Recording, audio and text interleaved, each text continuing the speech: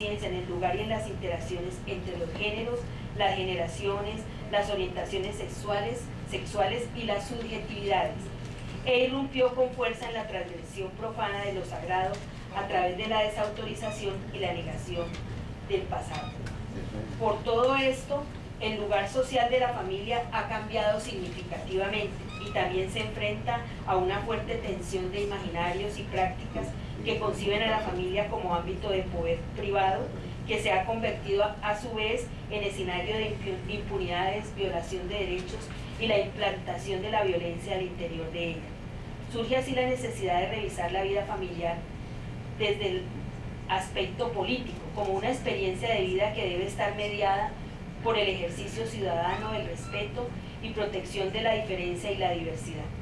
Se ve así por efecto de los movimientos feministas la familia como un ámbito de opresión, explotación y desigualdad con las mujeres y los dependientes, donde se reproduce el orden jerárquico excluyente del patriarcado, y desde aquí se inicia el difícil reto de construir alternativas legales y cambiar la conciencia de la situación, las prácticas frente a las condiciones y los imaginarios y representaciones frente a la familia.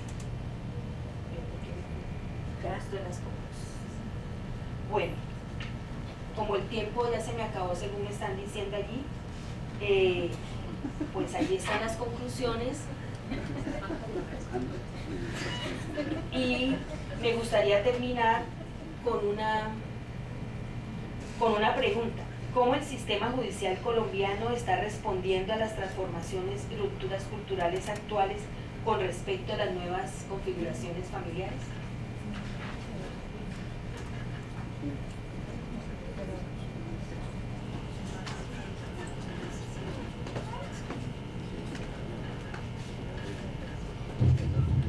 Bueno, buenas tardes.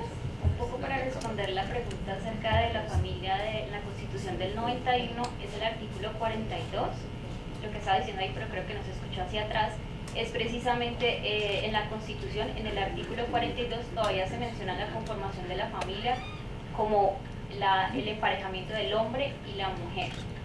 Sea legal, sea religiosa, como sea, aún se constituye dentro de la Constitución del 91 como una relación heterosexual, o sea que es bueno tenerlo en cuenta.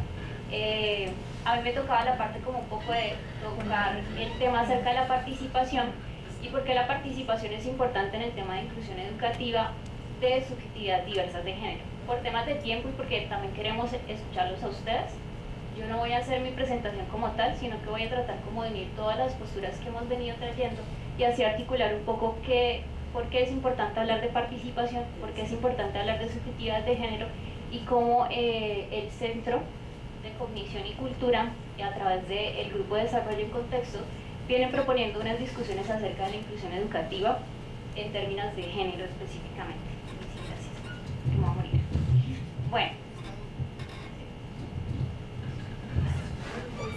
Bueno, entonces, desde el Grupo de Desarrollo en Contexto hemos manejado varios proyectos que tratan acerca de las subjetividades diversas de género y ustedes se podrán preguntar qué trata eso, ¿no? Entonces muchas de las ponencias han mencionado acerca de esas subjetividades, ¿cierto? Nosotros entendemos las subjetividades como aquellas experiencias que los individuos tenemos en contextos sociales y que nos contrastan, o son experiencias que están en torno al sexo, al género, la sexualidad, las orientaciones sexuales y un mundo de cosas y conceptos que empiezan a desligarse a través del análisis de la categoría de género, como una categoría analítica para entender relaciones sociales, para entender fenómenos complejos, ¿cierto?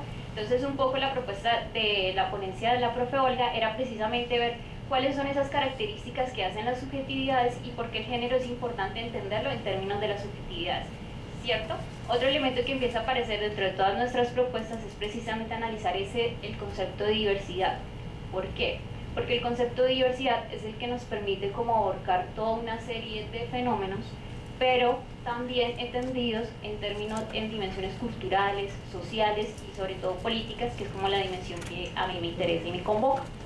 Entonces, un poco la propuesta que traíamos nosotras era de darles como una mirada muy global de cómo nosotros abordamos esto que se llama subjetividades de género, ¿cierto?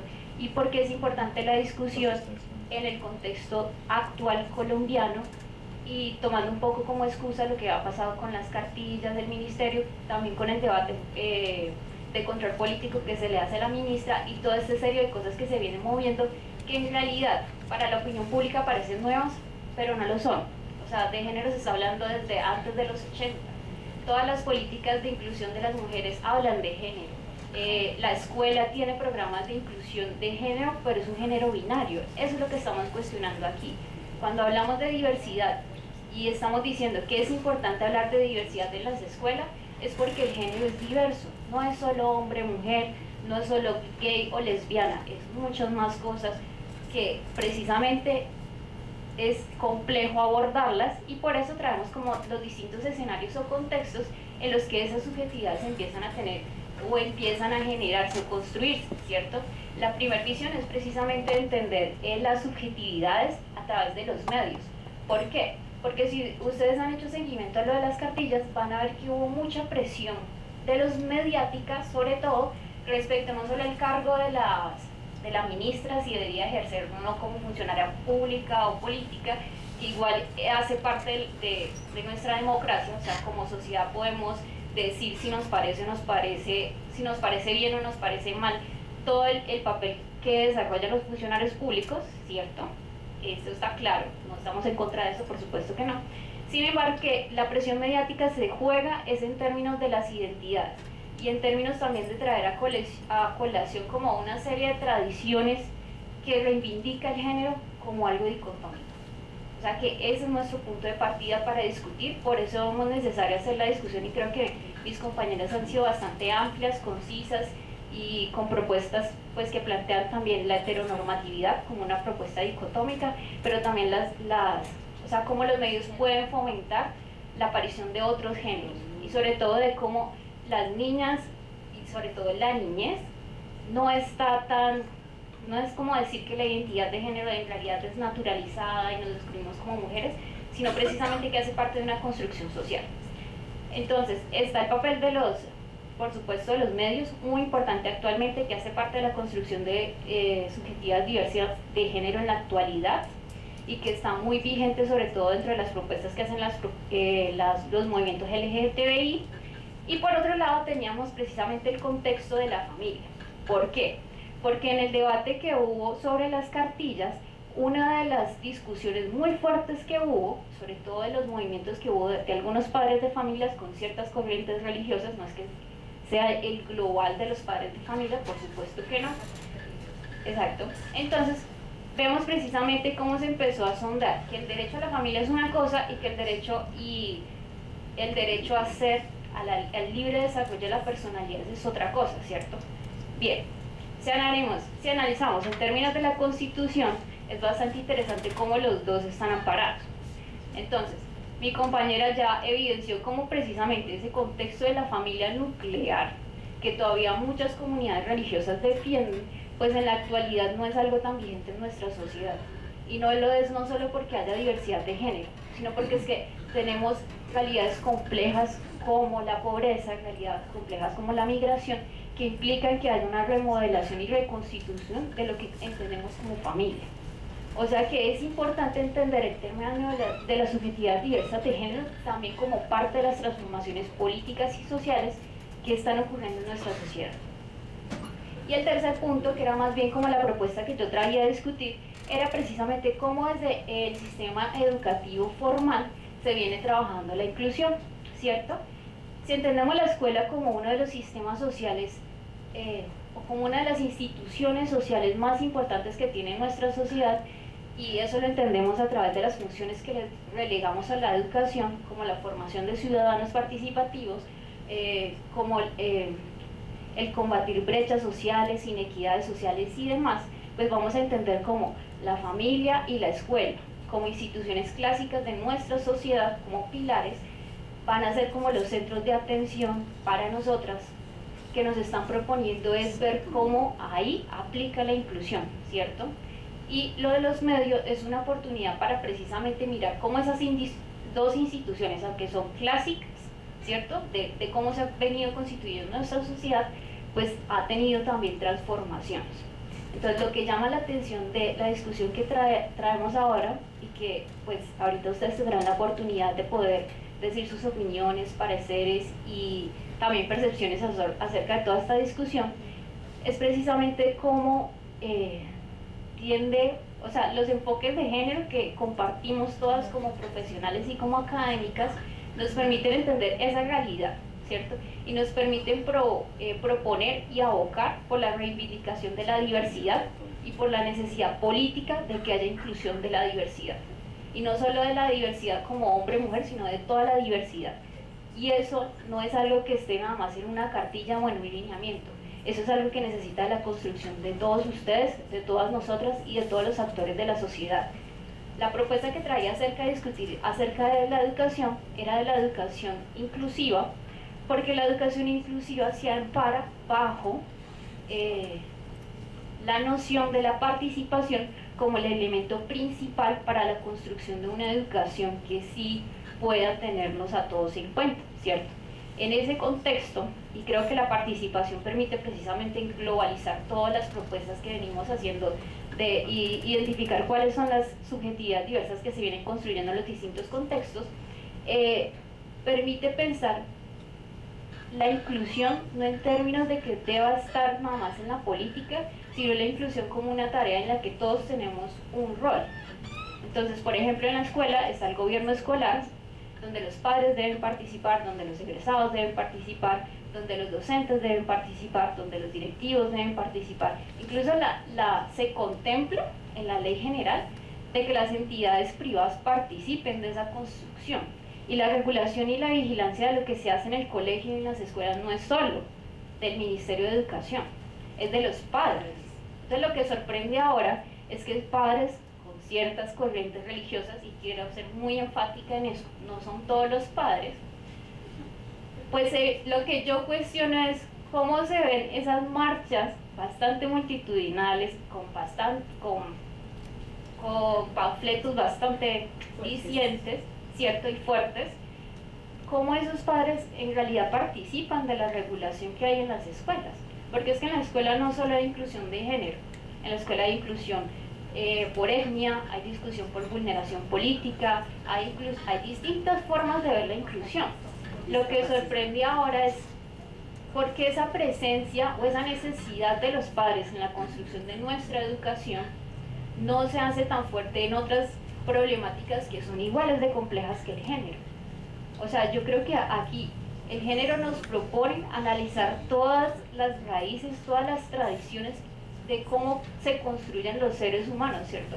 Cómo como ciudadanos nos venimos construyendo, pero también como sujetos de género.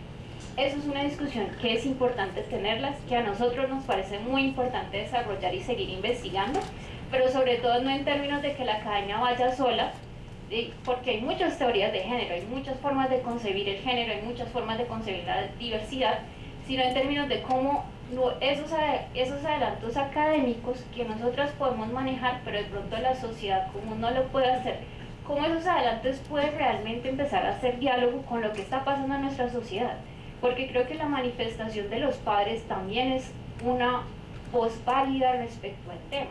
Y creo que plantearse la educación como una cuestión política y como una cuestión social en la que todos tenemos incidencia implica precisamente que incluyamos las diversas voces que hay. Implica también considerar que si bien dentro de la academia se concibe la posmodernidad como algo muy líquido, como algo muy que funciona, como algo muy mediático, pues la realidad colombiana es que aquí sí hay modernidad líquida, pero también hay una posición y una sociedad bastante tradicional. Y eso, yo diría un poco retrógrado, pero pues esa es mi opinión. Entonces, lo que es interesante es precisamente cómo vamos a entrar en diálogo con eso, no solo para discutir las subjetividades diversas de género, sino también discutir temas tan fundamentales como la familia, temas tan fundamentales como la educación en la escuela, como la educación fuera de la escuela, y sobre todo, cómo vamos a discutir esa formación de los sujetos de género que se vienen construyendo. Porque si la propuesta de algunos es seguirlo haciendo mediante exclusión, pues creo que debemos repensarnos seriamente cómo estamos conviviendo como sociedad. Y finalmente, pues esa es como toda la discusión que traemos. No sé cómo hacerlo de las palabras. Así que le doy la palabra entonces aquí a lo de las palabras. Nosotros le hemos entregado un formato para que, dado que el evento era larguísimo en ponencias, las personas cuando tuvieran su inquietud le escribieran y pudiéramos pues contestarla como a quien iba la pregunta podía responder. Entonces no sé si hay alguien que tenga preguntas y si hay alguna inquietud o algún comentario, pues que sea bien recibido aquí.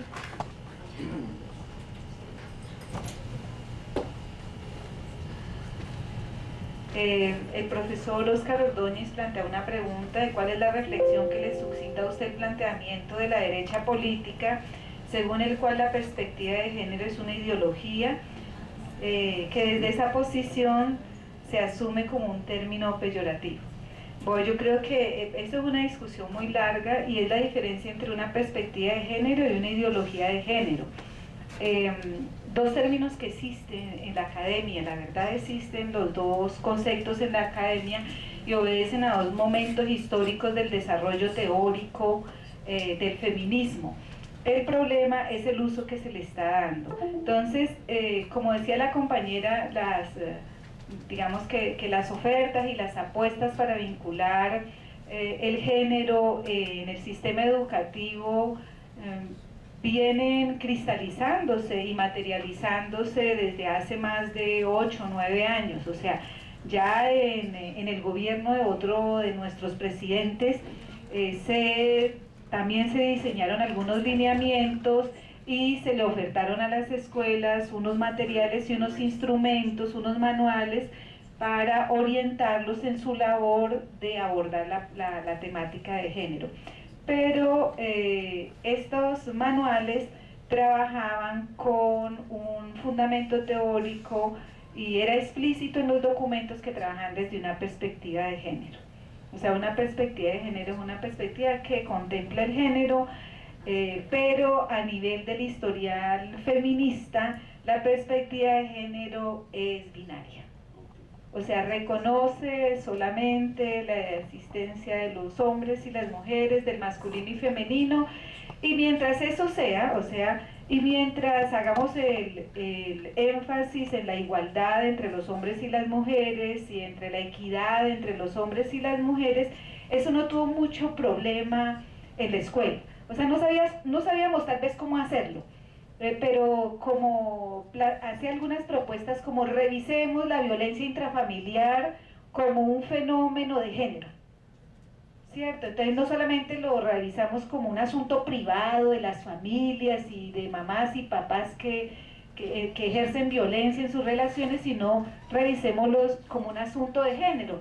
Y eso nos causaba siempre pues escozor, era una cosa como, ay, qué pereza uno discutir sobre violencia de género y de pronto cuando uno mismo ha sido pues como actor de eso por lo que fuera, directo e indirecto, por los vecinos o por la misma familia de uno, pero era más fácil hacerlo. Y también revisar el tipo de relaciones, el tipo de problemáticas de la sexualidad, de cómo se está viviendo la sexualidad y decir, bueno, vamos a trabajar el problema de género y enfoquémoslo en embarazo adolescente.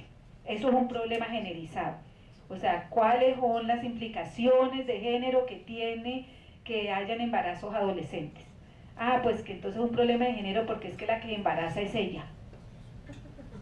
Cierto, porque un embarazo adolescente lleva a que la niña se retire de la escuela o del colegio, pues si tenemos embarazos muy prematuros de 10 años, pues de la escuela, y si lo tenemos de 14 años a 17 años, pues del colegio, y el muchacho no se retira, ¿cierto? Porque no, pues es que fue la niña la que se dejó embarazar, ¿no? Sí, bueno, entonces digamos que esto, hasta allí íbamos bien, tratando el asunto.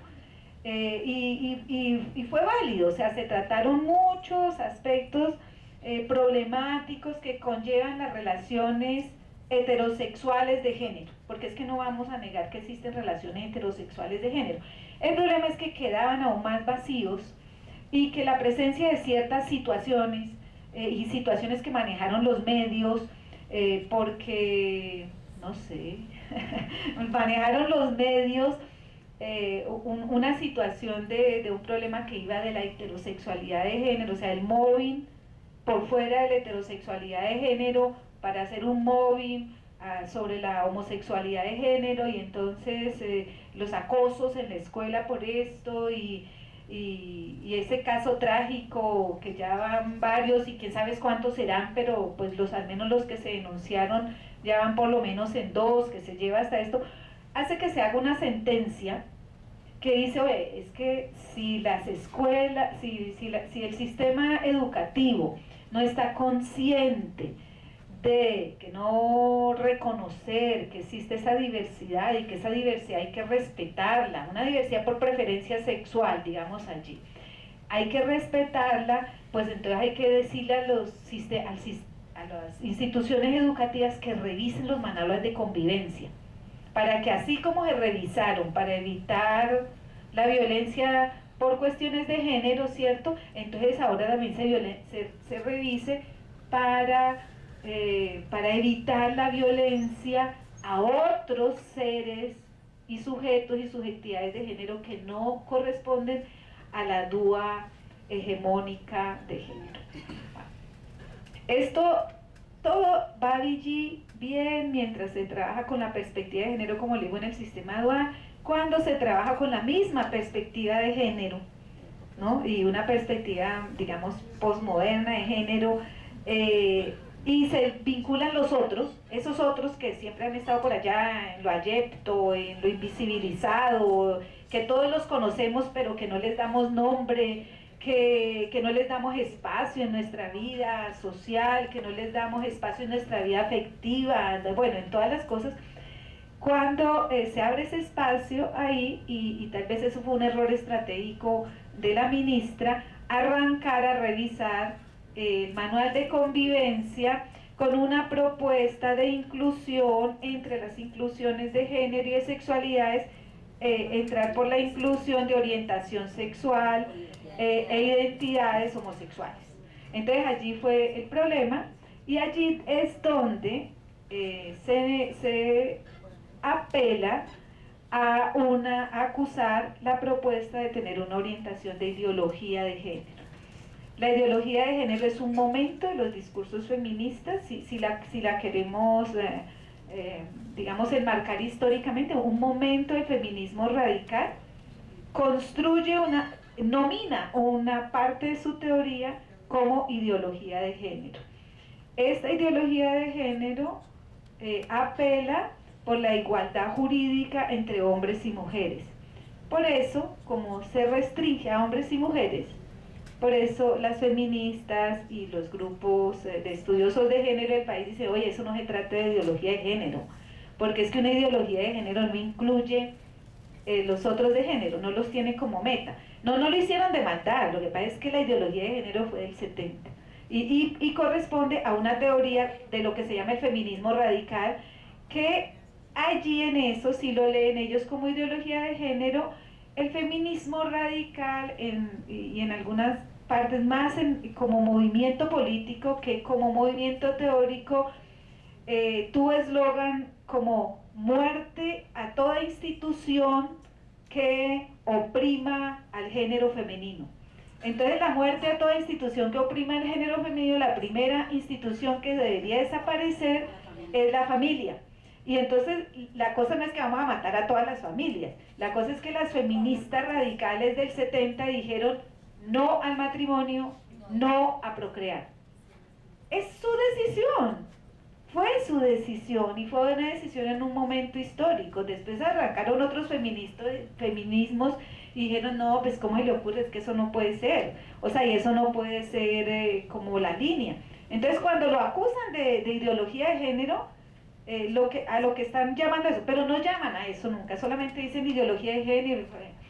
Ustedes ven ahora ahí en las discusiones con los negociados de La Habana, que también están utilizando otra vez el término de ideología de género para lo que allí se está pidiendo, y uno tendría que decir, bueno, revisen eso, porque yo creo que lo último que tiene es de ideología de género. O sea, si nos vamos a sentar a ideología de género como un aporte en la teoría del feminismo o en la teoría de los... Es que en la teoría de los estudios de género no está, porque precisamente la teoría de los estudios de género es la propuesta posmoderna para ir más allá de los asuntos de la mujer, para ir más allá de los asuntos de los géneros hegemónicos. ¿Hay alguna otra pregunta? ¿O algún comentario?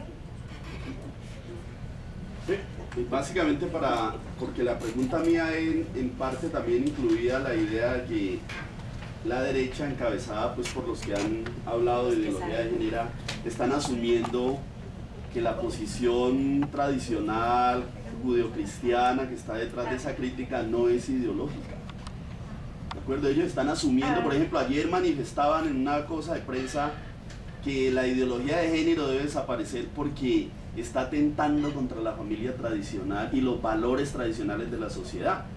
Y de alguna manera posicionan, cuando yo digo que es peyorativo es porque de alguna manera asumen que eso que están diciendo no se basa en ninguna ideología de ningún tipo.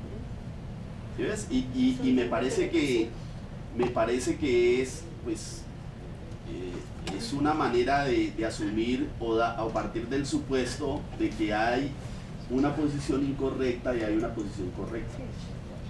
Sí, seguramente. Y yo había revisado un texto sobre qué es ideología de Eglinton, de un Terry Eglinton, y es muy interesante porque hay una serie de definiciones sobre lo que es ideología, y creo que a la que apela el sentido común, pues es como las creencias y las ideas que rigen una organización social el comportamiento de una comunidad social, pero desafortunadamente en nuestro contexto es leído como las ideas que rigen de manera opresiva, negativa, impositiva un régimen social. O sea, yo sí creo que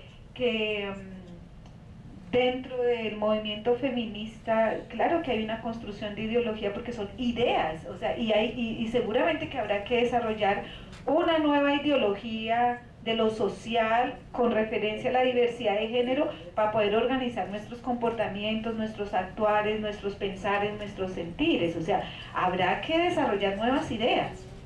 Ahora, que eso sea, que la única salida de las ideologías sea la de imponerse, la de no permitir la libertad individual, ni de pensamiento, ni de actuación.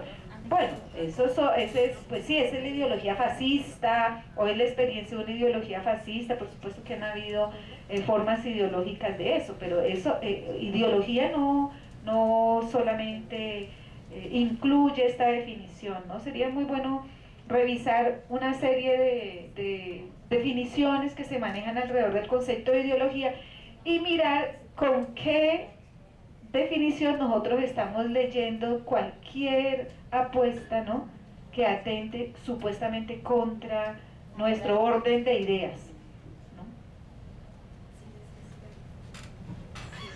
Lo que pasa es que es bastante interesante cómo se ha desviado mucho la discusión acerca de la inclusión educativa en términos de diversidad sexual y de género, y pues revisando precisamente material para las presentaciones y las discusiones que proponíamos para esta sesión, en YouTube ustedes ingresan ideología de género y se van a encontrar con tremendas herramientas pedagógicas que lo que hacen es precisamente entender la ideología de género, que, o sea, no es algo que ni siquiera sé cómo se hace eso aún estudiando género, o sea, que una cosa que no tiene sentido.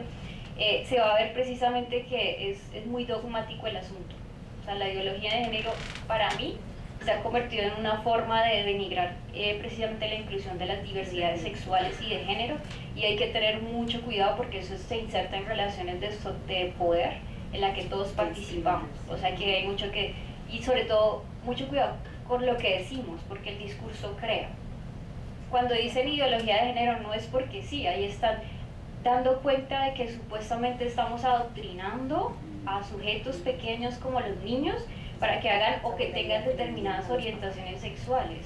Pues eso no es lo que plantean los estudios de género, eso no se plantea desde un enfoque de la diversidad serio, que lo que busca es incluir todas las diversidades que se encuentran, ya sea por orientación, por preferencia sexual, por identidad de género, por identidad sexual. Ustedes no se imaginan la cantidad de sujetos que diariamente se dicen ser cosas distintas.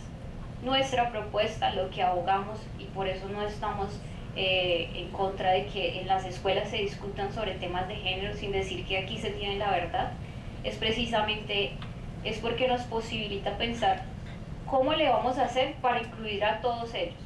Porque es que por encima del derecho a la familia y por encima de la buena moral o como lo quieran llamar, está el derecho de los niños, está el derecho de los niños a estar en el espacio educativo y a que ese espacio educativo sea acorde con sus derechos fundamentales.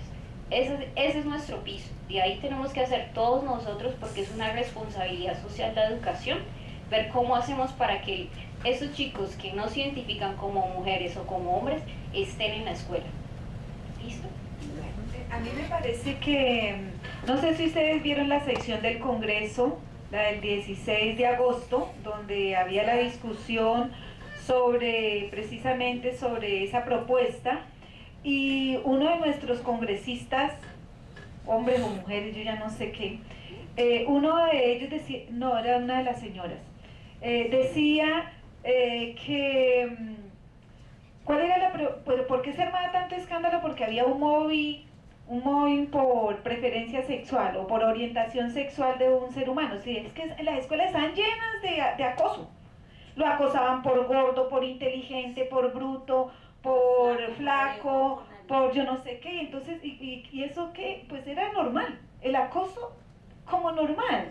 Él decía, no hay que ponerle tanto, pues como tanto tinte, ¿no? Ni hay que hacer un lineamiento especial para esa población, porque pues es que el acoso, pero es que precisamente revisen los manuales de convivencia en relación a que no haya ningún tipo de acoso. Ustedes lo vieron ahí en el video, cada uno acosando al otro, ¿no? Desde su lectura que hace de diferente y de no ser capaz de aceptar la diversidad en el otro, ¿no? Entonces, bueno, pues como que la invitación es a eso, a aperturarse para la lectura de la diversidad en los otros sin que nos agobie en lo que nosotros mismos somos. Bueno, ya nos marcan el tiempo, tenemos que entregar el espacio, les agradecemos la asistencia y la resistencia también.